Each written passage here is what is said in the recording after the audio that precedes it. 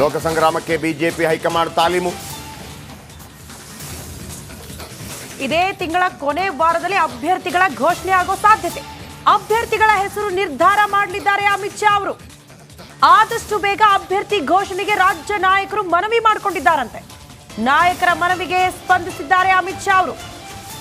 ರಾಜ್ಯಕ್ಕೆ ಭೇಟಿ ಕೊಟ್ಟಂತಹ ಸಂದರ್ಭದಲ್ಲಿ ಒಂದು ಭರವಸೆ ಕೊಟ್ಟು ಹೋಗಿದ್ದಾರಂತೆ. ಫೆಬ್ರವರಿ 21ರಿಂದ 2 ದಿನ ಎಲ್ಲದರ ಬಗ್ಗೆ ಚರ್ಚೆ ಆಗುತ್ತೆ. ಆನಂತರ ಇದೇ ತಿಂಗಳ ಕೊನೆಗೆ ಅಭ್ಯರ್ಥಿಗಳ ಘೋಷಣೆ ಮಾಡೋ ಸಾಧ್ಯತೆ. ಅಂಥದ್ದೊಂದು ಅಭಯ ರಾಜ್ಯ ಬಿಜೆಪಿ ನಾಯಕರಿಗೆ ಅಮಿತ್ ಶಾ ಅವರು ಕೊಟ್ಟು ಹೋಗಿದ್ದಾರೆ ಅನ್ನೋದ್ರ ಡೀಟೇಲ್ ಸಿಗ್ತಾ ಇದೆ. ಆದಷ್ಟು ಬೇಗ ಅಭ್ಯರ್ಥಿಗಳ ಘೋಷಣೆ ಆಗ್ಬಿಟ್ರೆ ಶೆಟ್ರೆ ಕೆಲಸ ಮಾಡೋದಕ್ಕೆ ಚುನಾವಣೆ ಅದು ಏನಂತಂದ್ರೆ ಅವರಿಗೆ ಈ ಸಲ ಕೂಡ ಗೊತ್ತಿದೆ. ಕಳೆದ ಬಾರಿ ಅವರು ಹಿಮಾಚಲ ಪ್ರದೇಶದಲ್ಲಿ ಈ ಭಾಗದಲ್ಲೆಲ್ಲ ಅನೇಕ ಕಡೆ ಇಂಥ ಸರ್ಕಸ್ ಮಾಡಿದ್ರು. ಅಂದ್ರೆ 100 ದಿವಸಕ್ಕಿಂತ ಮೊದಲೇ ಮಾಡ್ಬಿಡೋದು. ಆಗ ನಿಮಗೆ ಕ್ಯಾಂಡಿಡೇಟ್ ಯಾರು ಅಂತ ಗೊತ್ತಾಗುತ್ತೆ, ಆಮೇಲೆ ಕೆಲಸ ಮಾಡೋದಕ್ಕೆ ಅವಕಾಶ ಸಿಗುತ್ತೆ. ಕೊನೆಗಳಿಗೆಯಲ್ಲಿ ಇಲ್ಲ ಅಂತೇಳಿ ಕೆಲವೆಲ್ಲ ಹೆಂಗಾಗ್ಬಿಡುತ್ತೆ ಅಂತಂದ್ರೆ ಈ ಉಮೇದುವಾರಿಕೆ ಸಲ್ಲಿಸೋದಕ್ಕೆ ಇವತ್ತು ಕೊನೆಯ ದಿನ ಅಂತಿರುತ್ತೆ. ಇವತ್ತು ಸಲ್ಲಿಸ್ತಾರೆ. ನಿಮಗೆ ಈ ರವೀಂದ್ರನಾಥ್ ಅಂತ ಒಬ್ರು ದಾವಣಗೆರೆ ಉತ್ತರದಲ್ಲಿ ಕೃಷಿ ಮಂತ್ರಿಯಾಗೆಲ್ಲ ಕೆಲಸ ಮಾಡಿದ್ರು, ಈಗ ರಿಟೈರ್ಡ್ ಆಗಿದ್ದಾರೆ. ಅವರ ವಿರುದ್ಧ ಅವರು ಬಿಜೆಪಿಯಿಂದ ಕ್ಯಾಂಡಿಡೇಟ್, ಅವರ ವಿರುದ್ಧ ಕಾಂಗ್ರೆಸ್ ಟಿಕೆಟ್ ಮಾಡೋಕ್ಕಾಗದೆ ಹೆಲಿಕಾಪ್ಟರ್ನಲ್ಲಿ ಬಂದು ಟಿಕೆಟ್ ಏನು ಉಮೇದುವಾರಿಕೆ ಸಲ್ಲಿಸೋಕೆ ಬರುತ್ತೆ. ಹೆಲಿಕಾಪ್ಟರ್ನಲ್ಲಿ ಬಂದು ಸಲ್ಲಿಸಬೇಕಾಗುತ್ತೆ. ನಿಮಗೆ ಟೈಮ್ ಲೇಟ್ ಆಗ್ಬಿಡುತ್ತೆ. ಟೈಮ್ ಲೇಟ್ ಆಗಿಬಿಟ್ಟು ಕ್ಯಾಂಡಿಡೇಟೇ ಇಲ್ಲ. ಆಯ್ತಾ? ರವೀಂದ್ರನಾಥ್ ಅವರು ದಾವಣಗೆರೆ ಉತ್ತರದಲ್ಲಿ ಇದು 2013 ಐತಿ, 13ರಲ್ಲಿ ಅವಿರೋಧವಾಗಿ ಆಯ್ಕೆ ಆಗಿಬಿಡ್ತಾರೆ. ಕ್ಯಾಂಡಿಡೇಟೇ ಇಲ್ಲ ಅನ್ನೋ ರೀತಿಯಲ್ಲಿ. ಹಾಗಾಗಿ ಅಂದರೆ ಅದು ನಿಜವಾಗಲೂ ಪಕ್ಷಗಳು ರೆಡಿಯಾಗಿಲ್ಲ ಅನ್ನೋದನ್ನು ಸೂಚಿಸ್ತದೆ. ಬಿಜೆಪಿ ಆಗಲಿ ಅಥವಾ ಕಳೆದ ಬಾರಿ 136 ಕ್ಷೇತ್ರವನ್ನು ಕಾಂಗ್ರೆಸ್ ಗೆಲ್ತಲ್ವಾ, ಗೆದ್ದಿದೆ. ನಾನು ಆಗಲೂ ಹೇಳ್ತಾ ಇದ್ದೆ, ಕಳೆದ ಬಾರಿ ವಿಧಾನಸಭಾ ಚುನಾವಣೆಯಲ್ಲಿ ಕಾಂಗ್ರೆಸ್ ಅಥವಾ ಇವರು ಯಾರು ಡಿ.ಕೆ. ಶಿವಕುಮಾರ್ ಮತ್ತು ಸಿದ್ದರಾಮಯ್ಯನವರು ಯಾವ ರೀತಿ ಕೆಲಸ ಮಾಡಿದ್ರು ಅಂತಂದರೆ ಬಿಜೆಪಿ ಥರ ಕೆಲಸ ಮಾಡಿದರು. ಬಿಜೆಪಿ ಯಾವತ್ತೂ ನೋಡಿ, ಮೊದಲು ಕಳೆದ ಬಾರಿ ಅಲ್ಲ, ಮ್ಯಾನಿಫೆಸ್ಟೋ ಭಾಳ ಬೇಗ ಬಿಡುಗಡೆ ಮಾಡುತ್ತೆ, ಕ್ಯಾಂಡಿಡೇಟ್ ಭಾಳ ಬೇಗ ಬಿಡುಗಡೆ ಮಾಡುತ್ತೆ. ಅದಕ್ಕಾಗಿ ಅಮಿತ್ ಶಾ ಅವರು ಈಗ 100 ದಿನಗಳ ಮೊದಲು ಬಿಡುಗಡೆ ಮಾಡಿದರೆ ಒಮ್ಮೊಮ್ಮೆ ದೊಡ್ಡವರ ಹೆಸರಿರುತ್ತೆ. ನರೇಂದ್ರ ಮೋದಿ ಅವರು ಎಲ್ಲಿಂದ ಸ್ಪರ್ಧೆ ಮಾಡ್ತಾರೆ, ಏನಾದರೂ ಒಂದು ಶಾಕಿಂಗ್ ಅಂದ್ರೆ ಅಚ್ಚರಿ ಆದಂಥ ವಿಚಾರಗಳಿರುತ್ತೆ, ಒಂದು 10-15 ಜನರದ್ದು ಬಿಡುಗಡೆ ಮಾಡ್ತಾರೆ. 100 ದಿವಸ ಮೊದಲೇ ಮಾಡಿದರೆ ಸೋಲುವ ಕಡೆಗಳಲ್ಲಿ ಲಾಭ ಆದಂಥ ಅನೇಕ ನಿದರ್ಶನಗಳು ಇದೆ. ಹಾಗಾಗಿ ಅದನ್ನು ಮಾಡ್ತಾ ಇದ್ದಾರೆ. ಓಕೆ, ಸೊ ಒಟ್ಟಿನಲ್ಲಿ ತಯಾರಿಗಳಿಗೆ ಅನುಕೂಲ ಆಗುತ್ತೆ ಅನ್ನೋ ಕಾರಣಕ್ಕೆ ಆದಷ್ಟು ಬೇಗ ಬಿಜೆಪಿ ತನ್ನ ಅಭ್ಯರ್ಥಿಗಳನ್ನ ಘೋಷಣೆ ಮಾಡೋ ಇವತ್ತೆಷ್ಟು ಹನ್ನೊಂದು ಆಯ್ತಲ್ಲ, ಮಂತ್ ಎಂಡ್ ಅಲ್ಲಿ ಅಂದ್ರೆ ಬಿಡುಗಡೆ ಮಾಡಿದ ಜೊತೆಗೆ ಏನಾದರೂ ಅಸಮಾಧಾನಗಳಿದ್ರೆ ಅದನ್ನ ಬಗೆಹರಿಸೋದಕ್ಕೂ ಕೂಡ ಹೆಲ್ಪ್ ಆಗುತ್ತೆ. ಡೆಫಿನೆಟ್ಲಿ ಕ್ಯಾಂಡಿಡೇಟ್ ಬಂದ ತಕ್ಷಣ ನಿಮಗೆ ಆತ ಸಕ್ರಿಯ ಆಗ್ಬಿಡ್ತಾನೆ. ನಾನು ಈಗ ಒಂದು ಜಾಗದಲ್ಲಿ ಇಬ್ರು ಇರ್ತೀವಿ ಅಂತ ಇಟ್ಕೊಳ್ಳಿ, ನಾವ ಅಂತೇಳಿ. ನಾನು ಕೆಲಸ ಮಾಡಲ್ಲ, ನೀವು ಕೆಲಸ ಮಾಡಲ್ಲ, ನಾನು ಕೆಲಸ ಮಾಡಲ್ಲ, ನೀವು ಕೆಲಸ ಮಾಡಲ್ಲ. ಅನೌನ್ಸ್ ಆದ ತಕ್ಷಣ ಈಗ ನಿಮ್ಮನ್ನ ಅನೌನ್ಸ್ ಮಾಡಿದ್ರೆ ಇಟ್ಕೊಳ್ಳಿ, ನನಗೆ ಬೇಸರ ಇರ್ಬೋದು. ತಕ್ಷಣ ನಮ್ಮನ್ನು ಕರೆದು ಬಿಡ್ತಾರೆ. ನಿಮ್ಗೆ ಏನಾಗಬೇಕು ಶೆಟ್ರೆ, ಎಲ್ಲ ವ್ಯವಸ್ಥೆ ಮಾಡೋಣ, ನಿಮಗೆ ಬೇರೆ ಒಂದು ವ್ಯವಸ್ಥೆ ಮಾಡಿಕೊಡ್ತೀನಿ, ಗ್ಯಾರಂಟಿ ಕೊಡ್ತೀನಿ, ಕೆಲಸ ಮಾಡಿ. ನಾನು ಅಂತ ಕೆಲಸ ಮಾಡ್ಲಿಕ್ಕೆ ಶುರು ಮಾಡ್ತೀನಿ. ಅದೇ ರಾಜಕೀಯದಲ್ಲಿ ಇರುವಂಥದ್ದು. ಅದರ ಬಗ್ಗೆ ಒಂದು ಪ್ಯಾಕೇಜ್. ಹೌದು.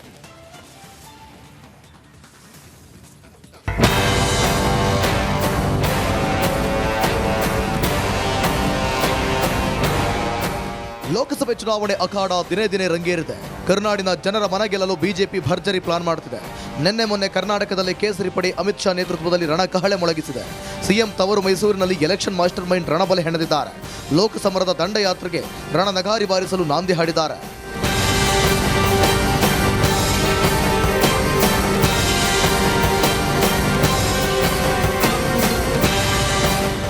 ಎರಡು 2023ರ ವಿಧಾನಸಭಾ ಚುನಾವಣೆ ಸೋತ ಬಳಿಕ ಮೊದಲ ಬಾರಿಗೆ ಅಮಿತ್ ಶಾ ರಾಜ್ಯಕ್ಕೆ ಆಗಮಿಸಿದ್ದಾರೆ. ಹೈ ವೋಲ್ಟೇಜ್ ಮೀಟಿಂಗ್ ಮಾಡಿ ಪಕ್ಷದಲ್ಲಿ ಸಮರೋತ್ಸಾಹ ತುಂಬಿದ್ದಾರೆ.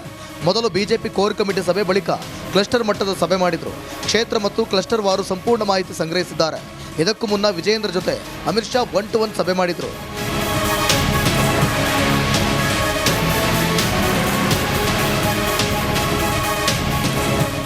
ಒಟ್ಟಾರೆ ಅಮಿತ್ ಶಾ ಭೇಟಿ ಬಳಿಕ ರಾಜ್ಯ ಬಿಜೆಪಿ ನಾಯಕರು ಹಾಗೂ ಕಾರ್ಯಕರ್ತರಲ್ಲಿ ಹೊಸ ಉರುಪು ಬಂದಿದೆ. ಜೊತೆಗೆ ಮೈತ್ರಿಯಲ್ಲಿದ್ದ ಗೊಂದಲಗಳು ಕೂಡ ಬಗೆಹರಿಯುವ ನಿರೀಕ್ಷೆ ಇದೆ.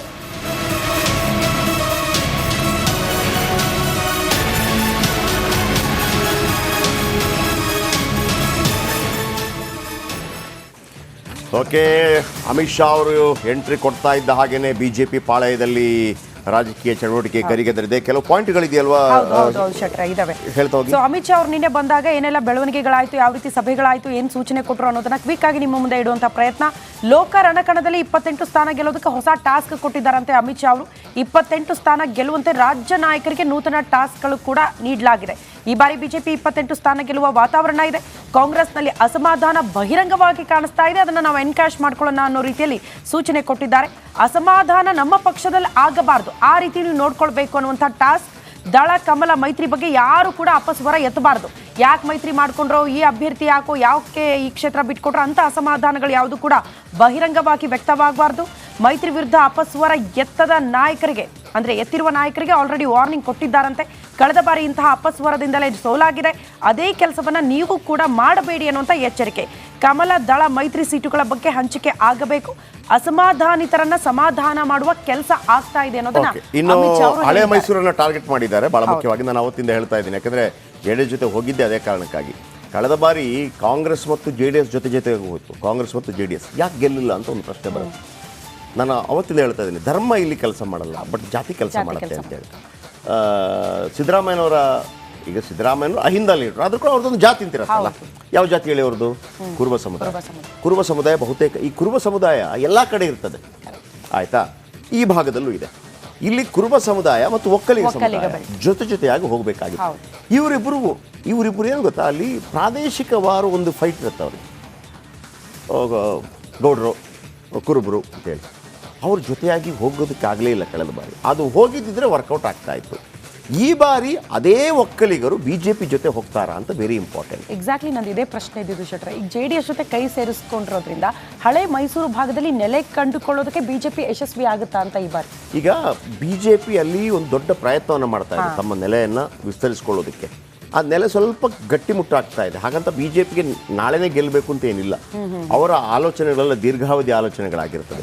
20 ವರ್ಷ ಕಳೆದ ನಂತರ ನಮ್ಗೆ ಇಲ್ಲಿ ಇಷ್ಟು ಬರಬೇಕು ಅಂತೇಳಿ. ಯಾವಾಗ ನರೇಂದ್ರ ಮೋದಿ ಮತ್ತು ಅಮಿತ್ ಶಾ ಜೋಡಿ ಬಂತೋ ಸ್ವಲ್ಪ ಫಾಸ್ಟ್ ಆಯ್ತು. ಅದು ಏನಾದರೂ ಒಂದು ದೊಡ್ಡ ಇದನ್ನು ಮಾಡ್ತಾ ಇದ್ರು. ಅಂದರೆ ಈಗ ಅಧಿಕಾರ ಅವ್ರಿಗೆ ಬಿಟ್ಕೊಡೋದು, ನೀವೇ ಮುಖ್ಯಮಂತ್ರಿ ಆಗಿ ಅಂತ ಹೇಳ್ಬಿಡೋದು. ಈಗ ಕುಮಾರಸ್ವಾಮಿ ಅವ್ರಿಗೂ ಅಷ್ಟೇ 19 ಕ್ಷೇತ್ರ ಅವ್ರಿಗೆ ಇರುವಂಥದ್ದು. ನೀವು ಬನ್ನಿ ನಮ್ಮ ಜೊತೆ, ನಿಮ್ಗೆ ಏನೆಲ್ಲ ಬೇಕು, ಆ ರಾಮ ಮಂದಿರಕ್ಕೆ ಒಂದು ಅಂದರೆ ನಾನು ಹೇಳಿದ್ದು, ನಾಳೆ ಬಿಜೆಪಿ ಏನಾದರೂ ಬಂದಾಗ, ಈ ಹಿಂದೆ ಕೂಡ ಅಷ್ಟೇ ನೀವೇ ಮುಖ್ಯಮಂತ್ರಿ ಆಗಿ ಅಂತ ಹೇಳಿದರು. ಕುಮಾರಸ್ವಾಮಿ ಅವರು ಹೇಳಿದ್ರಲ್ಲ, ನಾನು ನರೇಂದ್ರ ಮೋದಿ ಅವರ ಮಾತನ್ನು ಕೇಳಿದ್ದಿದ್ರೆ ನೀವೇ ಮುಖ್ಯಮಂತ್ರಿ, ನನಗೆ ಯಾರೂ ಅಡೆತಡೆ ಮಾಡ್ತಾ ಇರಲಿಲ್ಲ, ಕಾಂಗ್ರೆಸ್ ಜೊತೆ ಹೋಗುವಂಥ ಅಗತ್ಯ ಇರಲಿಲ್ಲ, ಬಟ್ ತಂದೆಯವರು ಅವರು ಜಾತ್ಯತೀತ ಸಿದ್ಧಾಂತವನ್ನೇನು ಅಳವಡಿಸ್ಕೊಂಡು ಬಂದರೆ, ಸೊ ಹಾಗಾಗಿ ಆಗಿದೆ ಅಂತೇಳಿ. ಬಿಜೆಪಿಗೆ ಇಲ್ಲಿ ಆ ಓಟು ಗ್ಯಾರಂಟಿ. ಆದರೆ ಒನ್ಸ್ ಅಗೇನ್ ಜಾತಿ ವಿಚಾರ ಹೇಳ್ತಾ ಇದ್ದೀವಿ. ನಿಮಗೆ ಬಿಜೆಪಿ ಕ್ಯಾಂಡಿಡೇಟ್ಗೆ ಜೆಡಿಎಸ್ನ ಮತದಾರರು ಓಟ್ ಹಾಕ್ತಾರಾ? ಈಗ ಪ್ರಜ್ವಲ್ ರೇವಣ್ಣ ಇಲ್ಲಿ ಹಾಸನದಲ್ಲಿದ್ದಾರೆ. ಪ್ರಜ್ವಲ್ ರೇವಣ್ಣ ಅವರ ವಿರುದ್ಧ ಪ್ರೀತಮ್ ಗೌಡ ಹೋರಾಟ ಮಾಡಿ ಬಂದಂಥ ನಾಯಕ. ಇಬ್ಬರು ಒಕ್ಕಲಿಗರೇ, ನೆನಬಿಡಿ, ಇಬ್ಬರು ಒಕ್ಕಲಿಗರೇ. ಪ್ರೀತಮ್ ಗೌಡ ತನ್ನ ಓಟನ್ನು ಹಾಕಿಸ್ತಾರ ಪ್ರಜ್ವಲ್ ರೇವಣ್ಣ ಅವ್ರಿಗೆ? ಆಗಲ್ಲ. ತಮ್ಮಣ್ಣ ಗೆದ್ದಿದ್ದಾರೆ ಎಲ್ಲಿ? ಚಿಕ್ಕಮಗಳೂರಲ್ಲಿ ಸಿ ಟಿ ರವಿ ಅವರನ್ನು ಸೋಲಿಸ್ಬಿಟ್ಟು. ಅಲ್ಲಿ ಕಾಂಗ್ರೆಸ್ ಅವರೆಲ್ಲ ಸಿ ಟಿ ರವಿ ವಿರುದ್ಧ ಓಟ್ ಹಾಕಿದ್ದಾರೆ. ಅಲ್ಲಿ ಮತ್ತೊಂದು ಕಡೆ ಏನು ಎಚ್ ಎಸ್ ಪ್ರಕಾಶ್ ಅವರ ಮಗನಿಗೆ ಓಟ್ ಹಾಕಿ ಪ್ರೀತಮ್ ಗೌಡ ಅವರನ್ನು ಸೋಲಿಸಿದ್ದಾರೆ. ಸೊ ಹಾಗಿರುವಾಗ ಜೆ ಡಿ ಎಸ್ನ ಓಟು ಬಿ ಜೆ ಪಿಗೆ ಹೋಗುತ್ತಾ ಅನ್ನುವಂಥದ್ದು ಡೌಟು. ಅದನ್ನು ಏನು ಮಾಡ್ತಾರೆ ಅನ್ನೋದು. ಈಗ ಕೆರೆಗೋಡಿನಲ್ಲಿ ಗಲಾಟೆ ಆಯಿತು. ಕುಮಾರಸ್ವಾಮಿ ಅವರು ಹಿಂದುತ್ವವಾದ ಜಪವನ್ನು ಮಾಡಿದರು. ನಮಗೆ ಬಂದಿರೋ ಮಾಹಿತಿ ಪ್ರಕಾರ ಕೆರೆಗೋಡು ವಿಚಾರಕ್ಕೆ ಜೆ ಡಿ ಎಸ್ ಎಂಟ್ರಿ ಆಗಿರೋದು ಜೆ ಡಿ ಎಸ್ನ ಯಾವ ಕಾರ್ಯಕರ್ತರಿಗೂ ಇಷ್ಟ ಆಗಿಲ್ಲ. ಯಾವ ಕಾರ್ಯಕರ್ತರಿಗೂ ಇಷ್ಟ ಆಗಿಲ್ಲ. ಯಾವಾಗ ಅದು ಗೊತ್ತಾಯಿತು, ದೇವೇಗೌಡರು ಸಡನ್ನಾಗಿ ಹಂಗೆ ಮಾಡಬೇಡಿ ಅಂತಂದರು. ಹಾಗಾಗಿ ಕೆರೆಗೋಡು ಬಂದಾಯ್ತಲ್ಲ, ಜೆ ಡಿ ಎಸ್ ಅಡ್ರೆಸ್ಸೇ ಇರಲಿಲ್ಲ. ಅವ್ರು ಗೊತ್ತಾಗ್ಬಿಡೋದು ಇಲ್ಲಿ ಧರ್ಮ ಎಲ್ಲ ತಗೊಂಬಂದ್ರೆ ಆಗೋದಿಲ್ಲ ಅಂತೇಳಿ. ಹಾಗಾಗಿ ಆ ಭಯ ಕಾಡ್ತಾ ಇದೆ ಅವರಿಗೆ, ಆ ಭಯ ಕಾಡ್ತಾ ಇದೆ. ಬಟ್ ಇದು ಇಬ್ಬರಿಗೂ ಜೆ ಡಿ ಎಸ್ಗೆ ನಿಜವಾಗಿ ಇದು ಡೇಂಜರು. ಯಾಕಂದರೆ ಕಾಂಗ್ರೆಸ್ ಆಗಲಿ ಬಿ ಜೆ ಪಿ ಆಗಲಿ ಯಾವುದೇ ದೊಡ್ಡ ಪಕ್ಷಗಳು ಸ್ಥಳೀಯ ಪಕ್ಷಗಳನ್ನು ಜೊತೆಗೆ ತಗೊಳುತ್ತಲ್ಲ, ಆ ಪೋಷಣೆ ತೊಗೊಂಡ್ಬಿಡ್ತದೆ, ಗುಳುಂ ಸ್ವಾಹ. ಆದರೆ ದೇವೇಗೌಡರ ತನಕ ಒಂದು ಅಂತರ ಕಾಯ್ದುಕೊಂಡಿರ್ತಾರೆ. ಈ ಚುನಾವಣೆ, ಲೋಕಸಭಾ ಚುನಾವಣೆ ಆದ ನಂತರ, ಸೀಟ್ಗಳ ಹೊಂದಾಣಿಕೆ ಆದ ನಂತರ, ಗೆದ್ದು ಸೋತ ನಂತರ ದೇವೇಗೌಡರು ಯಾವ ನಿರ್ಧಾರ ಕೈಗೊಳ್ತಾರೆ ವೆರಿ ಇಂಪಾರ್ಟೆಂಟ್ ಆಗಿರುತ್ತೆ. ಬನ್ನಿ ಇದರ ಬಗ್ಗೆ ಇನ್ನಷ್ಟು ಹೆಚ್ಚಿನ ಮಾಹಿತಿಯನ್ನು ಕೊಡೋಣ. ಸುರೇಶ್ ಅವರೇ, ಒಂದೇ ನಿಮಿಷದಲ್ಲಿ ಹೇಳೋದಿದ್ರೆ, ಅಮಿತ್ ಶಾ ಬಂದು ಹೋಗಿದ್ದಾರೆ. ಮಂತ್ ಎಂಡಲ್ಲಿ ಅಭ್ಯರ್ಥಿಗಳ ಪಟ್ಟಿ ರಿಲೀಸ್ ಆಗುತ್ತೆ. JDS ಮತ್ತು BJP ಜೊತೆಯಾಗಿ ಹೋಗೋದಕ್ಕೆ ಹಳೆ ಮೈಸೂರು ಭಾಗದಲ್ಲಿ ಸಾಧ್ಯ ಇದೆಯಾ? ಅಷ್ಟು ಸುಲಭನ? ಅಷ್ಟು ಸುಲಭ ಆಗಿದ್ದಿದ್ರೆ ಕಾಂಗ್ರೆಸ್ ಮತ್ತು JDS ಜೊತೆಯಾಗಿ ಹೋಗುವಾಗ ಚೆನ್ನಾಗಿ ಹೋಗಬೇಕಿತ್ತಲ್ಲ. ಕೇವಲ ಒಂದೇ ಗೆದ್ರಲ್ಲ, ಇವರಿಬ್ಬರು ಜಾಯಿಂಟ್ ಆಗಿದ್ರು ಕೂಡ ಅಲ್ಲಿ 25 ಗೆದ್ರಲ್ಲ. ಏನು ಹೇಳುತ್ತೆ ರಾಜಕೀಯ ಪಡಸಾಲೆ?